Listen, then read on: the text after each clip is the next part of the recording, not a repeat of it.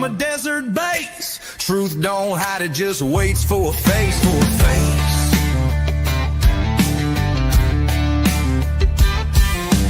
Big footprints in a pine slick path. Bob Lazar files with a government laugh. Court dates lost in a sea of red tape. We ain't 10-4, we just stay awake. True crime tales in a borrowed voice. We speak for the silence, not by choice. Got boots on the dirt and eyes on the skies, digging up stories they hoped would die. Might, truth, and thunder, we don't back down. With a Bible in the glove box and boots on the ground.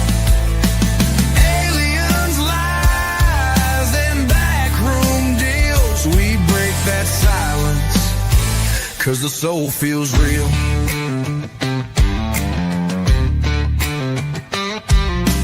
Military broadcast, midnight run, teaching vets how to speak what the war's done. From trigger pulls to microphone stands, from combat zones to healing hands. Public records, missing names, unsealed files, classified games. We chase what's buried, not what trends, and we pray for light at the truth's deep end. Might, truth, and thunder, we don't back down. With a Bible in the glove box and boots on the ground. Aliens, lies, and backroom deals. We break that silence, 'cause the soul feels real.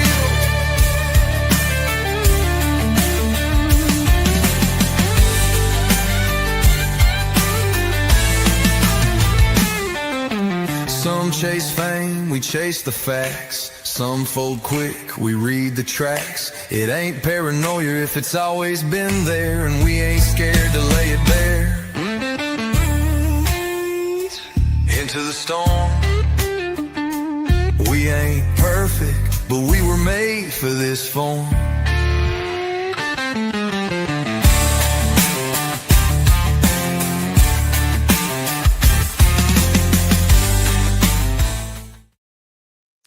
Hello, everybody, and welcome to Into the Weeds podcast here on Military Broadcast Radio. I'm Amber. I don't know where Laura is. I think she went to go get coffee and got held up in the line, so she may join us soon. But I hope everybody's doing well tonight. You know, it's been a crazy week. Really, it's been a incredibly crazy week between things going on Reddit and on YouTube and TikTok. And then you've got us bombing Iran. Yeah, it's been wild. But I thank everybody for being here tonight. Thank you, New Orleans lady, Art is Life, Lisbeth, and Stacy, and Toxic Barbie, and Sam, and Fluffy Muffin, and Mandy J UK. Sorry. I hope everybody's doing well. Okay, so tonight we are actually going to Kung Fu Panda as well, and Sarah Marie. You guys have some names that I have to actually really look at. So tonight we are actually going to get into Athena Hogan's case. Now, we did present it a while back. It's probably been almost a year ago now, but we were having internet problems and stuff like that. So I wanted to revisit Athena's case. And Athena is actually featured in our intro, her grave and her picture, but I'm going to show you her picture real quick. So, okay, this is Athena Hogan, and I believe this picture was taken when she was probably about 7 or something. She actually was murdered when she was 11 years old, but this is the only picture I have seen since it actually took place. The only other picture I've seen was on a billboard, and that was on Rogers Lane there in Lawton. Right after it happened, Athena's picture was on the billboard for a while. And so, yeah, I went and found this at the library, and this was the first one that I had seen since the 80s. So we're going to get into it. Okay, I'm going to take this off, though. That way I can look at my notes. Okay.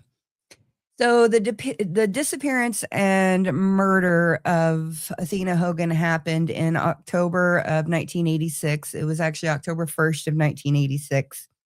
Now, the reason I'm talking about this case is because when I was 7 years old, I actually believed that I was going to go to prison for the rest of my life for Athena's murder. And it's 7-year-old logic, but the reason is because a family friend of ours, Robert Taylor, was arrested after he found Athena's body, and police said that they found a child's footprints inside of the car and on his car.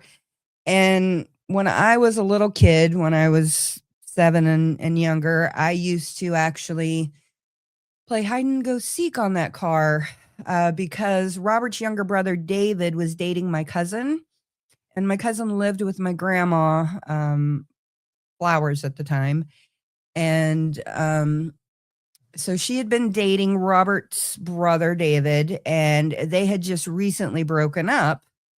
And so it had only been, I don't even know how long, it wasn't very long after they had broken up that Robert found Athena's body. And so, yeah, I would constantly like jump on the car's hood, and I would run up the car on the windshield on the top of the car, and then I'd run down it, and I'd jump in the car, and I'd hide. So, yeah, I used it a lot for hide and go seek. So when I heard that Robert had gotten in trouble for those footprints, I automatically at 7 years old thought, "Oh gosh, I'm going to prison for life." So, but that's not what happened. So that's how I first learned about Athena Hogan, was as I was at my grandma's birthday party, sitting out in the backyard with my aunts and my grandma, and they were talking about it, and they told me about Robert's arrest. So that's how I found out about Athena Hogan. So thank you all for being with me. I've got my notes pulled up, so I'm not looking at the chat, but I hope everybody is doing well, and thank you for being here. Because I know that this isn't the Gypsy Rose case, but in my opinion, this is a lot more important. So, but I hope my mic is okay. For some reason, it was tuned to my camera earlier, and I hope I changed it. Okay. So on October the 1st, 1986, Athena Hogan was 11 years old. She was a fifth grader at Robert E. Lee Elementary in Lawton. And I actually went to Robert E. Lee Elementary in Springdale, Arkansas. But when I lived in Lawton, I went to Wilson Elementary. So Athena left her house around 4:30 p.m. to sell chocolate candy bars for a school fundraiser. She was seen around 7:30 p.m. near Northwest 4th and Glendale around 9 p.m., and her body was found near Northwest 82nd Street and Rogers Lane. So I'm actually going to bring up a map so you guys can see Lawton. Okay, so this is Lawton. The grid here area is Lawton. Out here is Fort Sill, and then if you go further out here, you've got the mountains. But this right here, right next to 44, is where Athena was living. And it was actually called Mission Village. And there is the Comanche Church right there. See that right there? That's the Comanche Church. So Athena was living right here, Northwest Glendale and 4th Street. And she went missing at 4:30 that night and ultimately was found.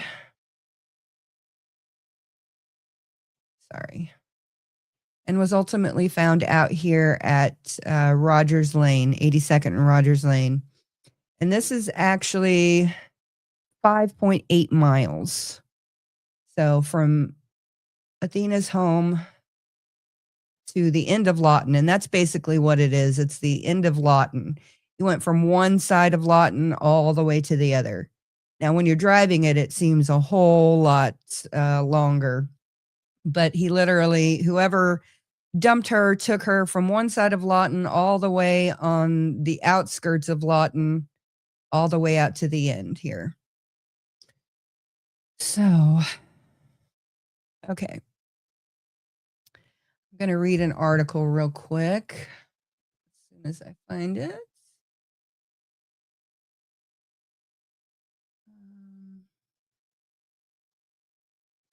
Okay.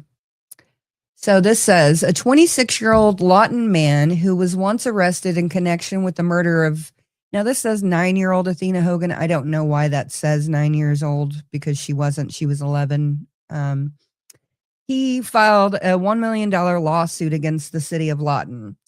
Robert A. Taylor from 7929 Terrace Hills filed the suit on his birthday Monday in Comanche County District Court, seeking $1 million in damages plus attorney's fees and costs for physical and emotional anguish and distress, humiliation and pain and suffering and damage to reputation caused by agents and employees of the city of Lawton. In this brief, Taylor said that the Lawton Police Department failed to exercise ordinary care in its investigation and treatment and study of physical evidence, that Taylor's arrest was based on insufficient and inaccurate evidence, that was wrongfully arrested, or that he was wrongfully arrested and was not released promptly, despite the fact officers knew or should have known that the evidence was insufficient, and the officers intentionally or negligently inflicted emotional distress. Taylor was arrested on October the 3rd for Hogan's murder, but released on October the 6th after the Oklahoma State Bureau of Investigation determined that a footprint found in his car was not Hogan's. Murder charges were initially dismissed without prejudice, but were dismissed with prejudice earlier this month, meaning charges cannot be refiled. Police later arrested Harvey Lee Templeton, and we'll get into that now. So, hope everybody's doing well. Hey, it's just me, friends, and Che, Cheryl. Good to see everybody. Teffy, Lady Punch Tea. Hey, Otzi, how are you doing? Looks like Otzi and Alora are here with me. Okay. I got stuck in the 7 Brew drive-through for over an hour. I saw that. I went on Life 360 and I saw that. I was like, where is she? And it said you'd been there for 49 minutes. I've done fast food. I empathize. But goodness gracious. Okay. So, let's see. Okay, let me find where I'm at. Okay, so after Taylor was cleared, police focused on Harvey Lee Templeton. Templeton lived in Mission Village and worked for the city of Lawton as a sanitation worker. So he worked as a trash man. And he admitted that Athena came to his door around 5:30 p.m. that evening selling candy, but he said that she never went inside. So, yeah, thank you, Joy, for being here and putting all of Athena's information in there. I really appreciate it. Okay, so let's bring up Harvey Templeton. Can't remember which one. Hold on. Sorry, I'm not trying to be disrespectful by eating. I just feel like I'm gonna get sick. No, you're good. You're good. Okay, I'm just trying to make sure I figure out which article it was. Okay, 3 coming up. Sorry, guys. I got a bunch of articles up here.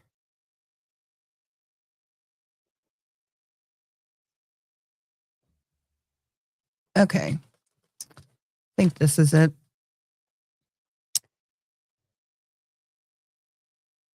Actually, let's go to this one. Lisbeth says that her headstone shows her age is 9. It does? Maybe I'm wrong. Holy crap, I don't even freaking know anymore. I'll have to look at the headstone now. Thank you, Lisbeth. I'll check that out. Everything I've seen anywhere from 9 to 11, and I think there was a 10-year-old.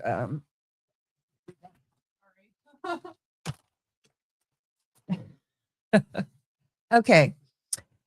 So it says Harvey Templeton fit the psychological profile police developed for Athena Tina Marie Hogan's killer. Captain Andy Ferguson of the Lawton Police Department testified today. Templeton, 30, is on trial before District Judge Jack Brock for the first-degree murder in connection with the October 1st death of Hogan, 10. See, it says 10 here. Assistant District Attorney Roy Calvert has said he plans to seek the death penalty.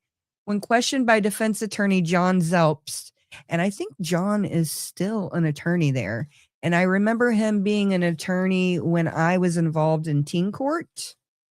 So, yeah, he's still there kicking.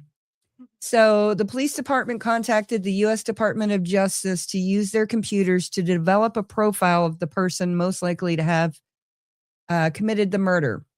Zelps asked whether it was true that the profile said the murderer would be single, never married, and living with his parents. Ferguson said that was not correct.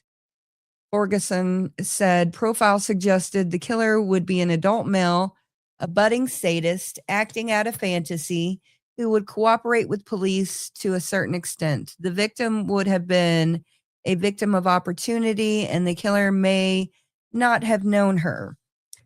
So he believes that Templeton generally fit the profile. The police theory is that Hogan was tied, gagged, and taped while the killer acted out of fantasy. He believes that Hogan swallowed the rag or had it lodged in her throat while the ritual was taking place. The killer probably did not know she had died until after the ritual.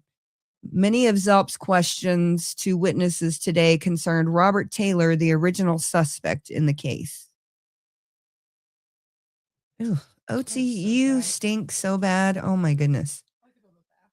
Huh? No, he passed gas. Okay. Sorry, guys. Okay. There was a tape recording Taylor made about being surrounded or wanting. Okay, hold on. Many of Zelp's questions to witnesses today concerned Robert Taylor, the original suspect in the case. Zelps asked Ferguson about a tape recording Taylor made about being surrounded or wanting to break out. Taylor testified last week that he made the tape for his brother when he thought his trailer in Georgia was surrounded. Zelps asked Ferguson if Taylor used the word brother on the tape, and Ferguson said he did not recall that. When Zelps asked if the tape was bizarre, Ferguson replied that it was very unusual. Calvert then asked Ferguson if Taylor was eliminated by police as a suspect. Ferguson said that he and other investigators eliminated Taylor as a suspect. You had policemen running all over the place checking out Mr. Taylor, Calvert said. Yes, sir, I did, Ferguson said. When Zelps asked Ferguson if police messed up the Robert Taylor investigation, Ferguson replied, I suppose that would be an accurate statement. Taylor was the original suspect arrested in the crime. Police said they had cleared him after the Oklahoma State Bureau of Investigation said a footprint found on Taylor's car window was not Hogan's. Ferguson, who supervises Lawton detectives, sits at the prosecution table with Calvert. Assistant Police Chief Jack Parton testified today that he examined the footprint from Taylor's car and was not able to identify it as Hogan's. He said he told the police department and the district attorney's office not to make an arrest based on the footprint. Pam Condit, who was driving by at 82nd Street and Rogers Lane the night Hogan's body was found, testified that she was flagged down by Taylor and asked if she would be a witness for him. Condit said the lights of Taylor's car were turned off, and Taylor has testified that he flashed the lights. Taylor also testified that he and Condit, he might have seen a girl or a doll. Condit said today she remembered hearing Taylor say he saw a dead girl, a dead dog, or a dead body. So, yeah, it was about 2 miles northwest of 82nd Street and Rogers Lane. He said the flares fired from dusk until about midnight, and they would have been visible for miles. Taylor testified that he drove to 82nd Street and Rogers Lane, planning to drink beer, listen to music, and watch the flares. So back in the day, you know, it was very common for people to go out there and sit and watch the cannons and the flares and everything go off at Fort Sill. And my cousins and I have actually sat out at my uncle's property and just sat and watched the flares and everything go up over and over and over again. And it's loud and everything's constantly shaking. So Lawton is one of those places where it's always rumbling. That is true. The first time I ever went there, we started hearing cannons going off, and I was like, "What's going on?" It freaked me out. Yeah. It's actually very interesting. So Joy said you can still hear it sometimes at the refuge. Yeah, you totally can. Oh, absolutely. Okay. So let's see. No, we're not getting into that one. Not that one yet. Okay. Sorry, guys. Okay, so like I said, Harvey Templeton admitted that Athena came to his door around 5:30 p.m. that evening selling candy bars, but he said she never came in. And the case relied almost entirely on hair and carpet evidence, and an OSBI criminalist testified that hair found on Athena's clothing was consistent with Templeton's head and pubic hair. Wow. And carpet fibers from her clothing were consistent with carpet from Templeton's home. And actually, former cold case detective Ken Maines has done an episode about Athena, and he pulled out that they actually looked at 27 carpet samples from that neighborhood. Wow. So that was something that I was totally shocked by. I had never heard that before. So they actually did try to find out what happened. Yeah. Yeah, the man eventually tried for her death, was acquitted. Yeah. Yep, he was. Okay, so let's see what else. Okay, so criminalists also testified that the hair comparisons cannot be used to positively identify a person. You can exclude someone, but you cannot definitively identify someone from just hair samples. Really? Yeah. So that kind of science for trials has kind of gone out the window since then, because now you have DNA and everything. But so the prosecution argued that Athena had been tied, gagged, and suffocated while someone acted out a fantasy. The defense argued that the fibers could have been transferred innocently because Athena had been to the house before. And the jury deliberated for less than an hour, and then Harvey Templeton was acquitted. So we're just going to read this here. It says, hair taken from Athena Tina Marie Hogan's body is consistent with murder defendant Harvey Templeton's unusual head hair and pubic hair. I wonder what makes it unusual. I don't know. I wonder if he was redheaded or something. That makes him unusual. Well, I mean, It just sticks out. Yeah. Carpet fibers taken from Athena Hogan's body, including 20 from her blouse and 8 from her socks, are consistent with fibers taken from the carpet, which covered most of the floor at the Templeton home. said criminalist Ann Reed. 3 fibers taken from the socks were not consistent, she said. Another fiber taken from Hogan's blouse is consistent with a patch of different carpet in the hallway of the Templeton home, Reed said. Reed also testified that a hair vacuumed from Templeton's Dodge Charger had characteristics consistent with a known sample of Hogan's hair and could have come from the same source. Templeton is on trial in connection with the October 1st death of Athena Hogan, 10, whose body was found near 82nd and Rogers Lane. Prosecutors are seeking the death penalty against Templeton. Under questioning from Assistant District Attorney Roy Calvert, Reed said hair comparisons cannot be used to identify someone. Persons can be eliminated by use of a hair comparison, she said.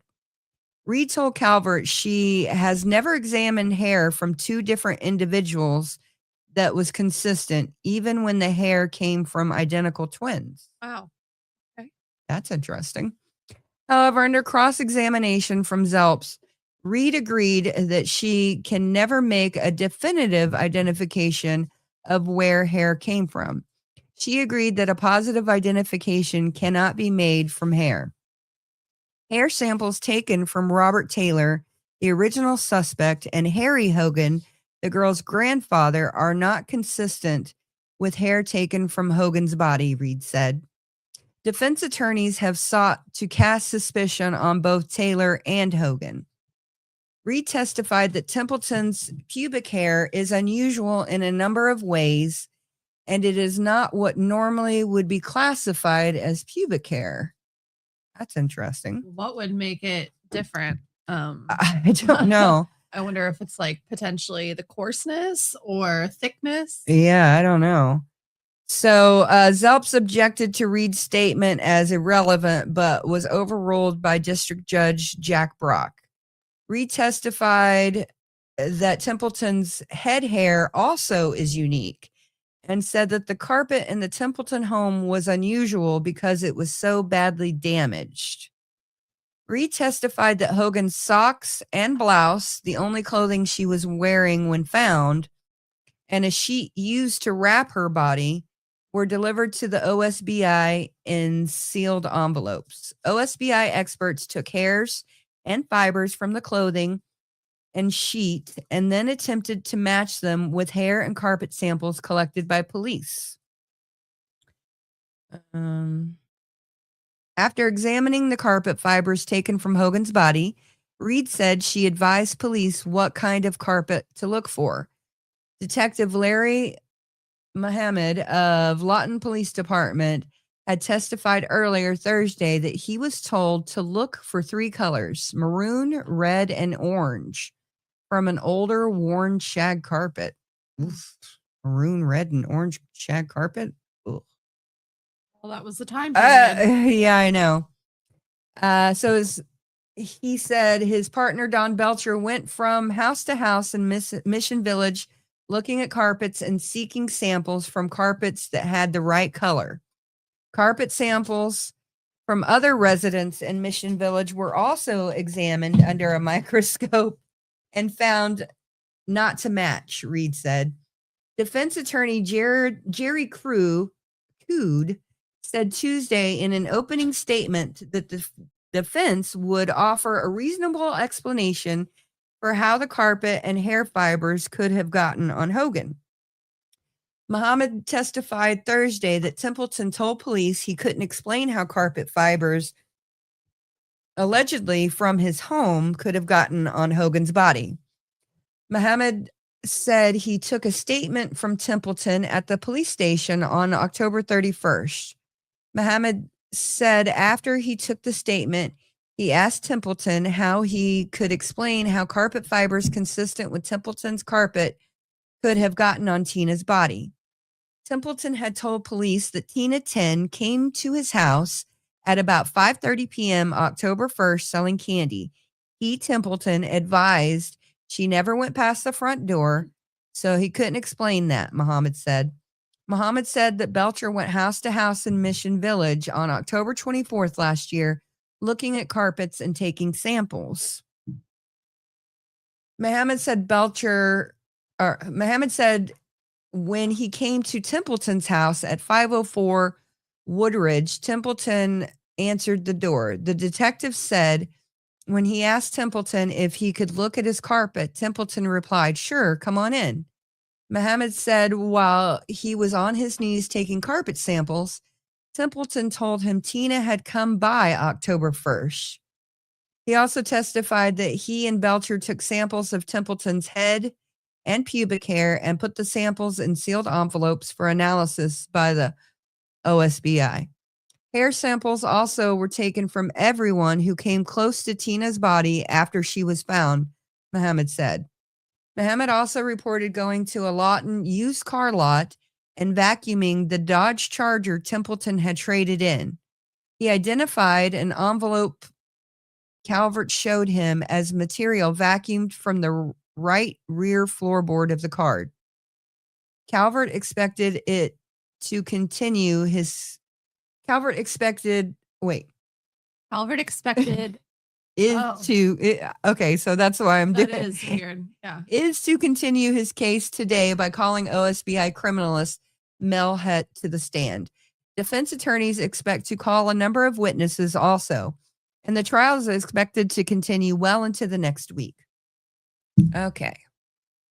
So let's check in with everybody. Oh, well, thank you for becoming a new member, Adventures with Che.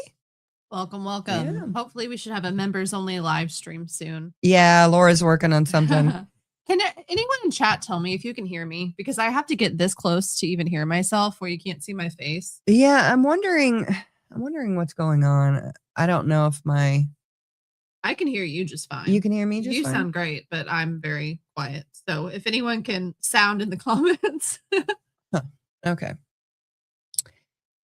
So anyways, okay. So let's also go to, no, not that one. This one. Okay. So July 22nd, 1987. Templeton Harvey Lee innocent verdict. A 6-man, 6-woman Comanche County jury deliberated less than an hour Tuesday before finding Harvey Lee Templeton, 30, innocent of the murder of Athena Tina Marie Hogan, 10. Templeton let out a big sigh of relief after the verdict was announced by District Judge Jack Brock. After Brock banged his gavel adjourning the trial, Templeton hugged John Zelp, the chief defense counsel. He then went into the spectator area to hug his wife, Eva Templeton, and hugged her again in the lobby outside in the courtroom. Shortly after being freed from Comanche County Jail, Templeton said he plans to return soon to his job as a trash collector for the city of Lawton. "I'll take a vacation and then I'm going back," said the slow-talking North Carolina native who settled in Lawton after serving as a Pershing missile crewman in the U.S. Army.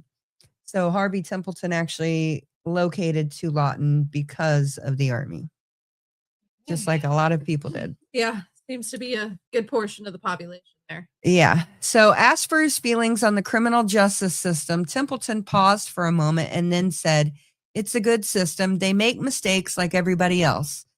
Templeton was arrested in early November and had been held in Comanche County Jail since then. William Stribling Jr. of Cache, a member of the jury, said afterward that when the jury adjourned to the jury room, it elected a foreman and passed out ballots for a vote.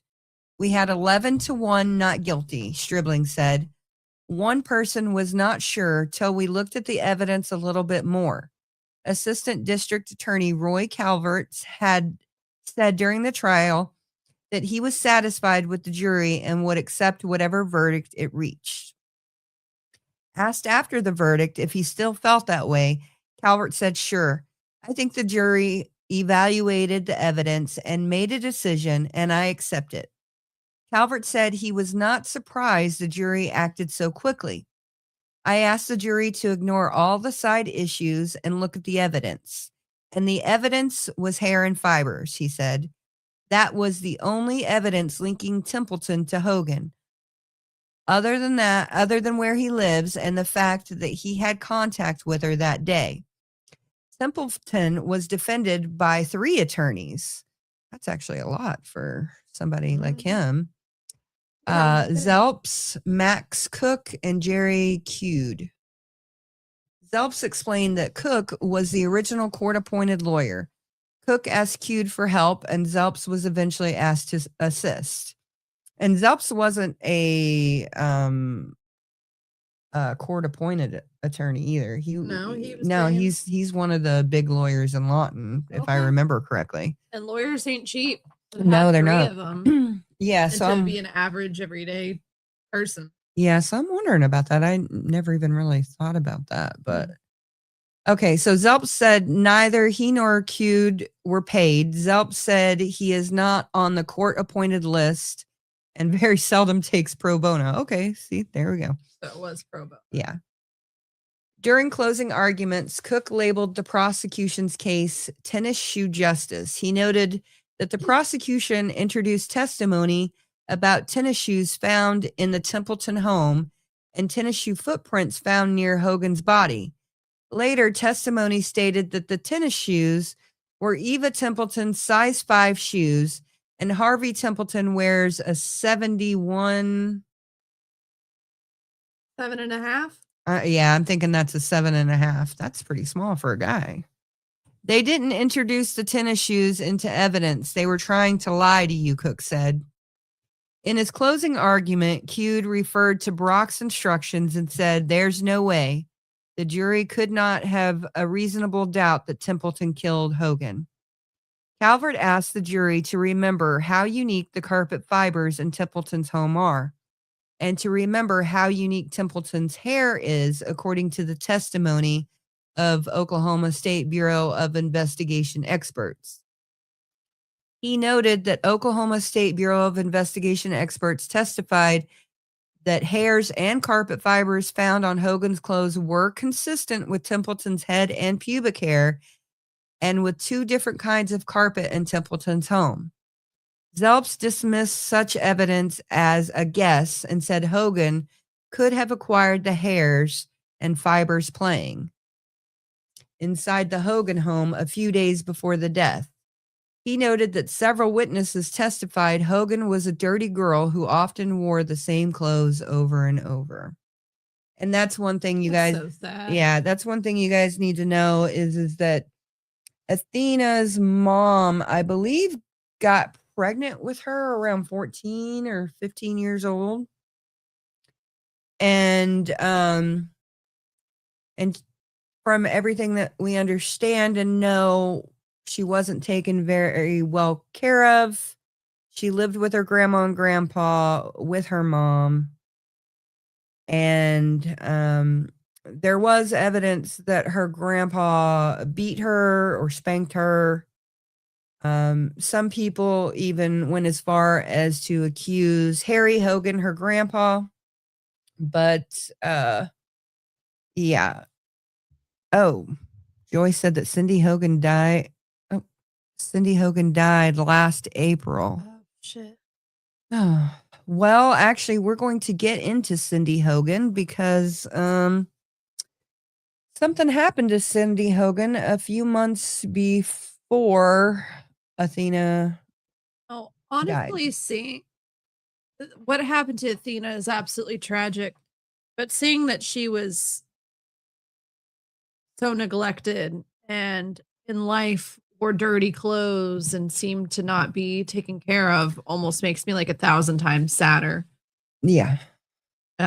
Because I mean, not to minimize it whatsoever, but what she went through was temporary, but that's something that she would have suffered with for her entire life. And to just know that she always had such a terrible life, that's really, really heartbreaking. Yeah. The first time I realized that that's the kind of life she had, it really cemented more of my kinship, I guess, with Athena. It makes me really sad too, because I mean, I'm sure we've all known kids that maybe we made light jokes at them with our friends or something, or thought, to ourselves, like, oh, why does this kid smell bad or wear this clothing or whatever?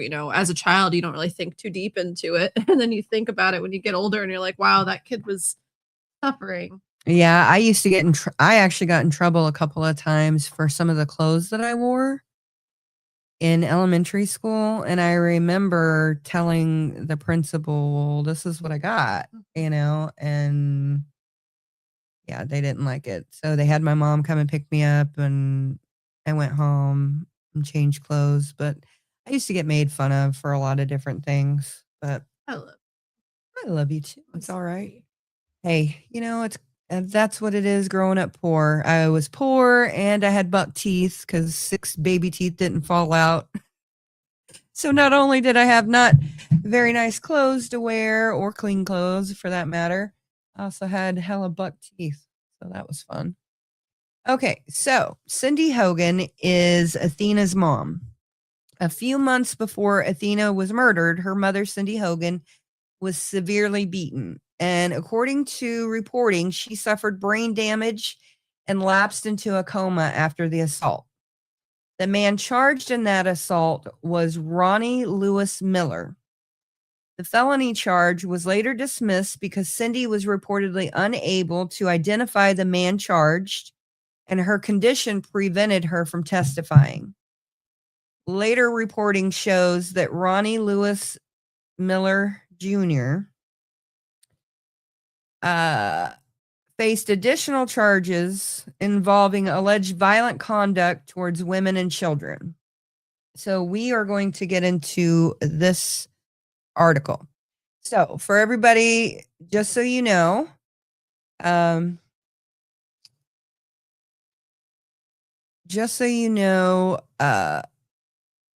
Ronnie Miller Jr., his dad was the Reverend Ronnie Miller.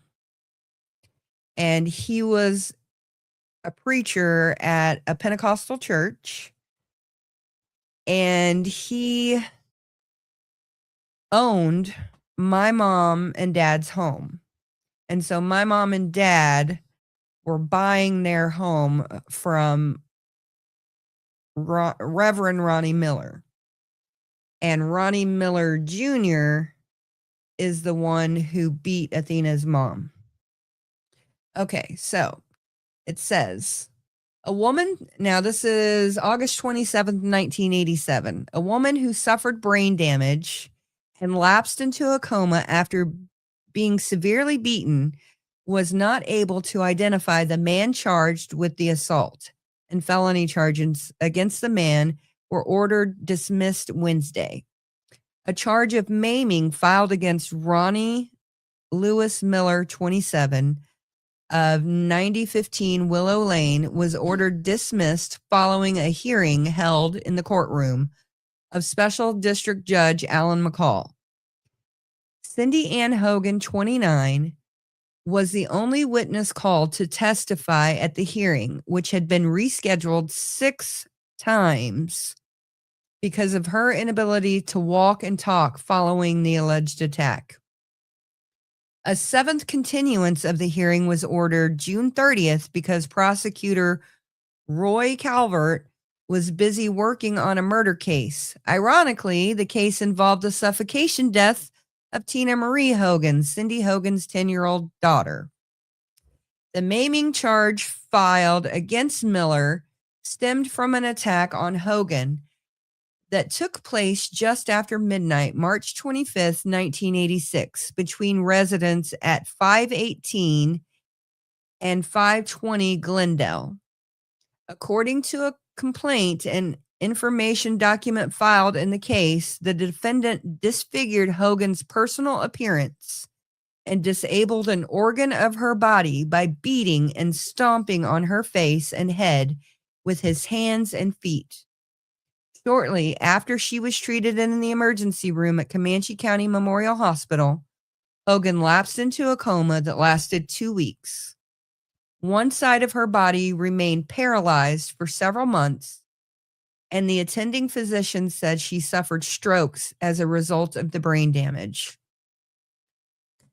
Violence against women is way too overlooked. It's Yep. way too normalized. It's way too excused. There's some people that not only get away with it, there's cultural icons like Chris Brown and stuff like that who still, sell out sell out whole tours. You know what I mean?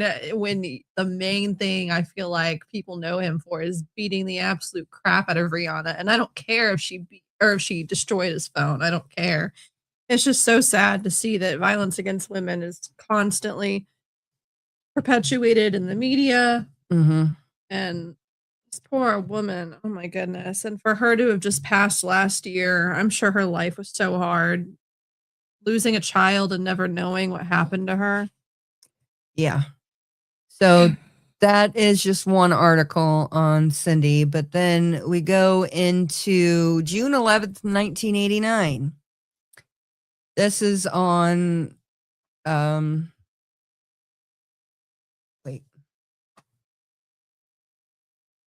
I gotta find,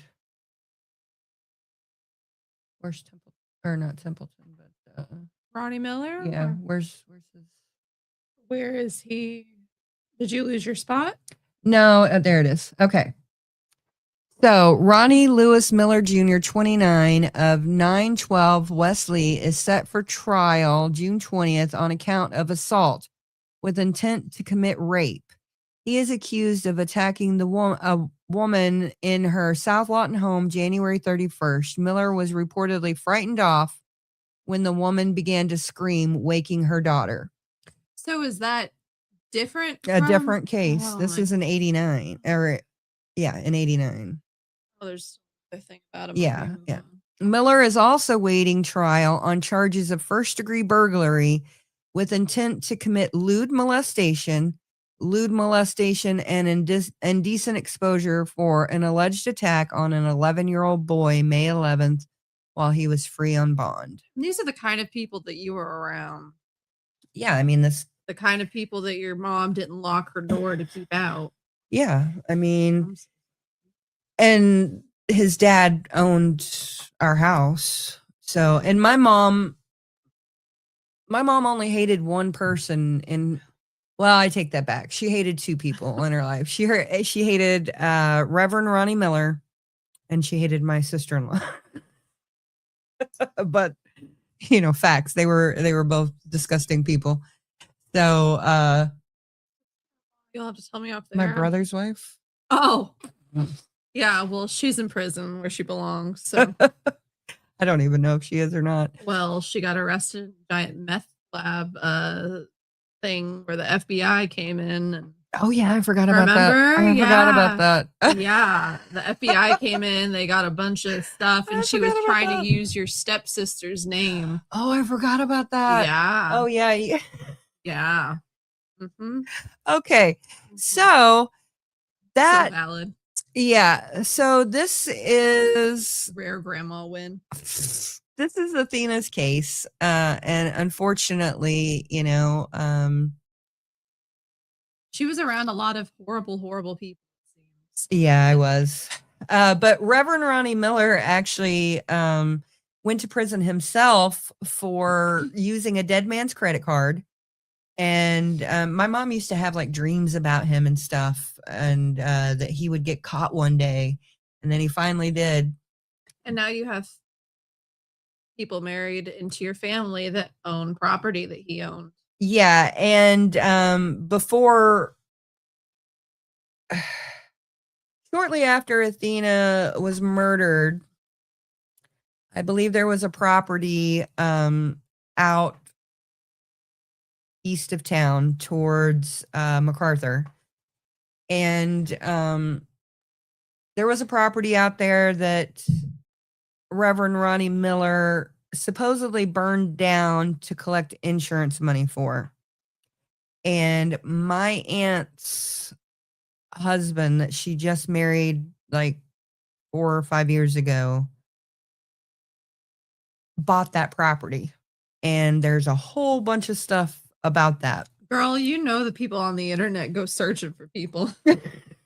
You being risky as hell saying that, but Well, he doesn't own it now. Oh, so- he doesn't own it now? I No, thought he he doesn't. did now. No, he doesn't own it now. Okay. No, he doesn't own it now. Also, shit, Reverend Ronnie Miller, that's the funeral home that did all your family stuff. Yeah, ironically enough. Thank you, And aren't Joy, they, like, for doing that. scammers? Yes, thank you, Joy. You don't have to do any of that. And we appreciate the heck out of you. Yeah, you're amazing. Uh-huh. So Winnery Huddleston, yeah, that's where all of my family had their funerals at, and they're not very great.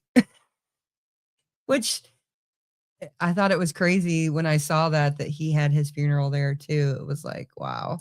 What are the Now- odds? That would have been December 6th, 2012. That would have just been like 2 months before your brother's funeral. Shit. Yeah, it would have been.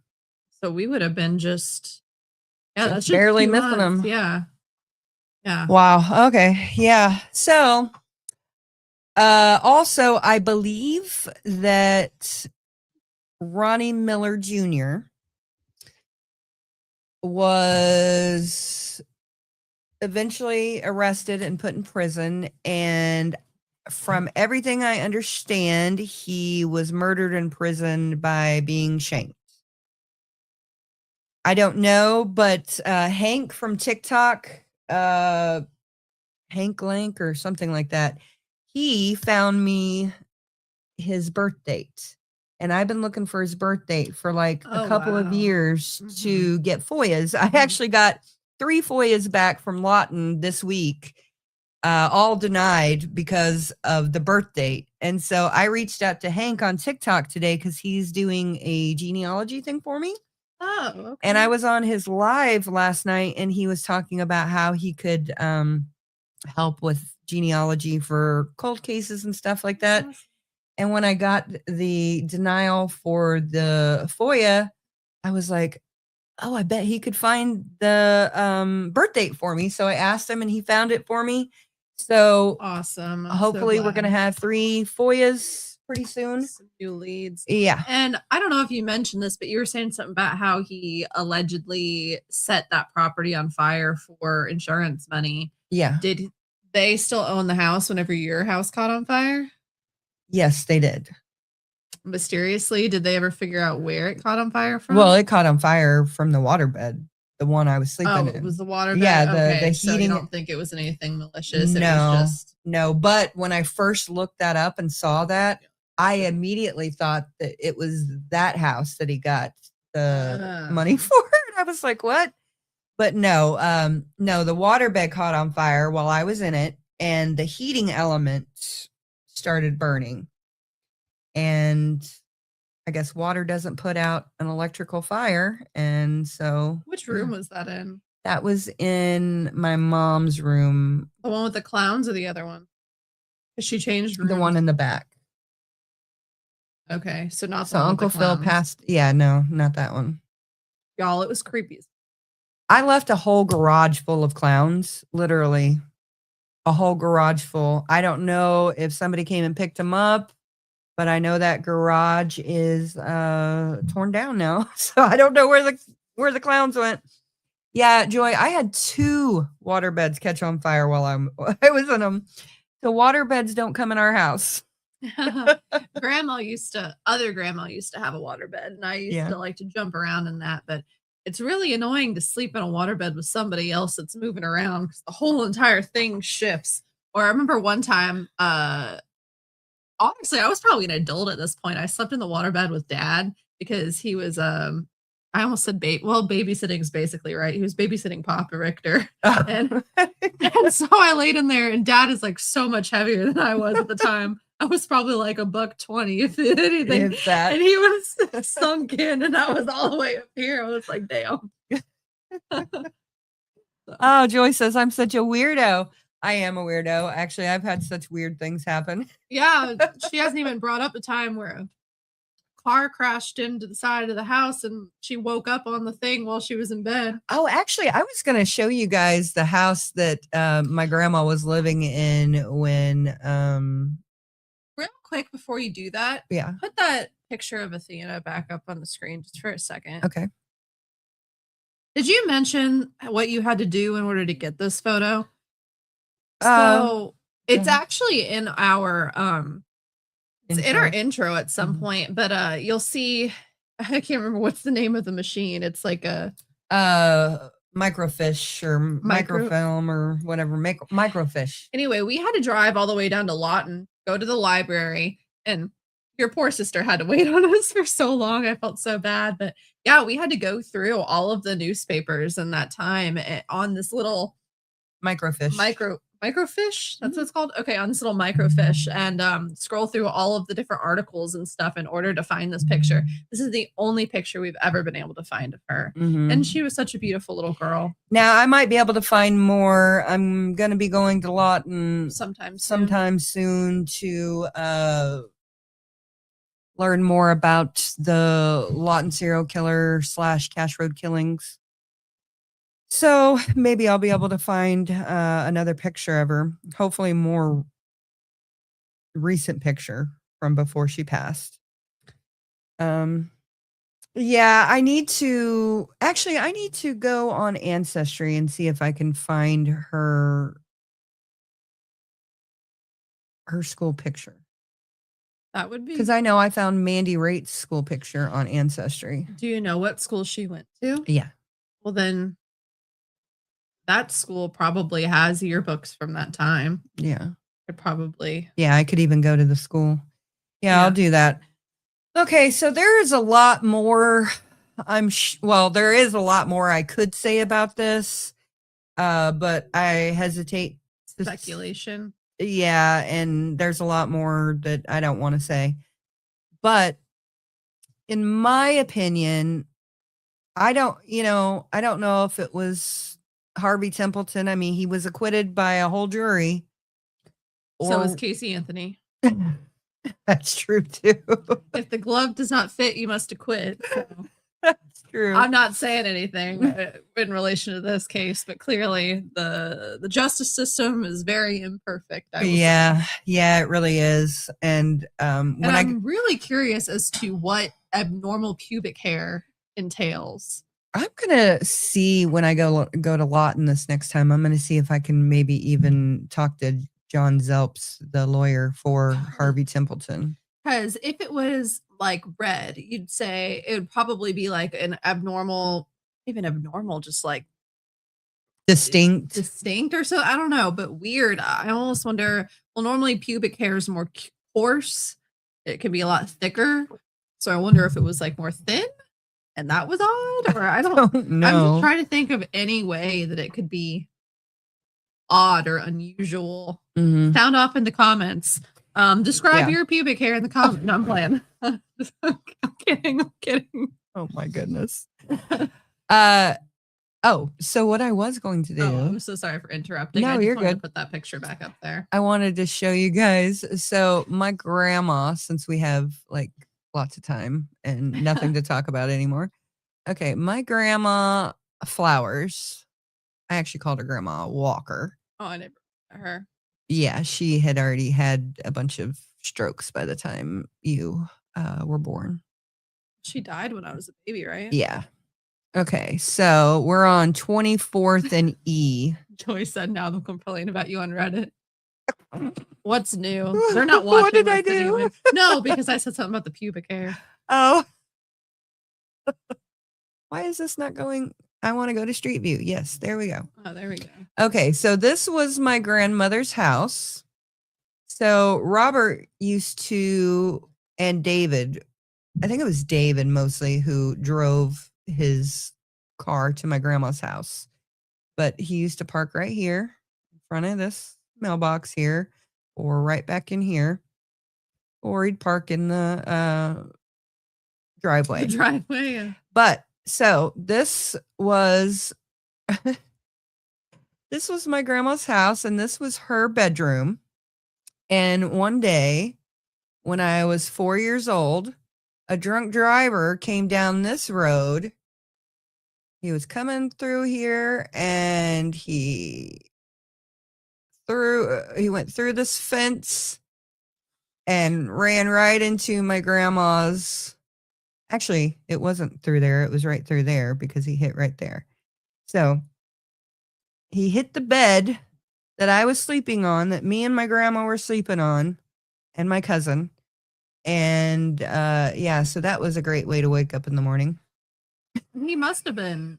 Was he like dead there? No, he was. Was he looking back at you?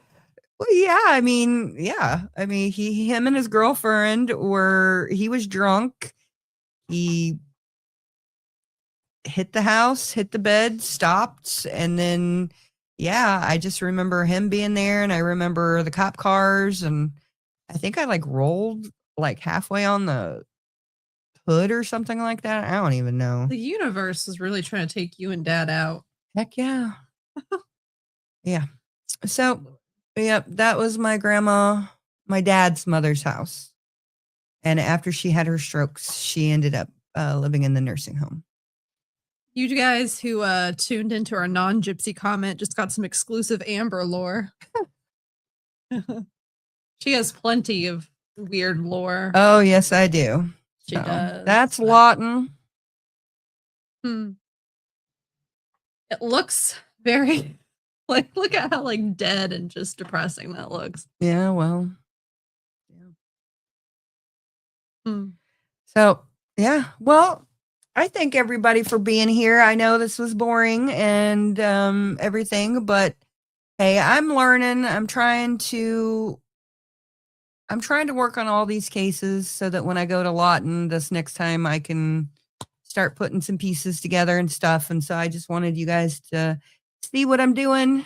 And you're doing a great job. I mean, I know we're still learning how to actually put something together without, being on a panel and, having people to bounce off of and stuff like that. But this stuff is important. And this is stuff where we can actually make a difference. And, we can only... I'm glad you're still here, Mandy. Thank you. It's early in the morning there for you, probably. Oh my goodness. Yes.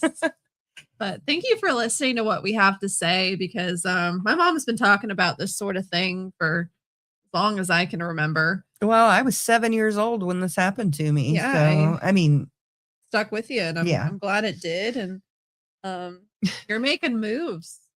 I'm making moves. Now let's just, if I can put them all together, that would be good. And if any would actually pan out all the way. Well, we do have a production company that is interested in trying to figure this out. But as you guys can probably imagine, when you have limited information, there's only so much you can do. And so they're waiting for us to waiting for me to do something. But, yeah, I'm going to go take some footage of the dump site and a bunch of other stuff when I'm there. So. I wish that my work schedule would allow me to come with you, but I don't think that's realistic. No, and I got to get all this done before CrimeCon, so I have at least something. Yes, true. Well, we're not presenting anything. No, we're not presenting anything at CrimeCon, just from one CrimeCon to the next, having done something. We're going to be observing a lot. Well, we've done a lot since last CrimeCon. Actually, we've done quite a lot. So while it would be great for us to get this done, you're not slacking by any means. Yeah. So you're doing great. Yes. Thank you. Thank you, everybody, for joining us. And I guess we're just going to call it a night. And I hope that everybody has a very blessed evening and that you go out and do something good to change the world for the better. Bye, everybody. Bye. Oh, thank you, Joy. 9 months. You could have had a whole ass baby. See you guys. Thank you. Bye. Life is like a duck. Tough times don't last, but tough people do. Here at Military Broadcast Radio, we're teaming up with our friends at Die Tired, the veteran-friendly music band spreading strength, resilience, and mental health awareness one shirt at a time. And check this out. Their brand new shirts feature broadcast beaker right on the breast pocket. A reminder that you can weather the storm, and you're never alone. Shirts are only $25, and proceeds support giving veterans a voice. MBR's mission to teach veterans how to podcast and videocast. Because when our vets are talking, they're not overthinking. They're not second-guessing. Together, we stop the 22 stigma. Grab your shirt today at mbradio.us and hit the shop. Or go directly to toramerch.printavo.com/merch/dietiredband. That's toramerch.printavo.com/merch/dietiredband. Suit up, Stand strong. Remember, we're unduckable together. You're built tougher than the storm. Ladies and gentlemen, thank you for tuning in to Military Broadcast Radio. As we wrap up today's show, we want to remind you that the podcast of today's episode will be available right after we go off the air. So if you missed any part of the show or want to listen again, be sure to check it out. And remember, we're here to support and honor our veterans. Your stories and experiences matter, and we are committed to giving you a platform to share them. That's right. We're here to give our veterans a voice.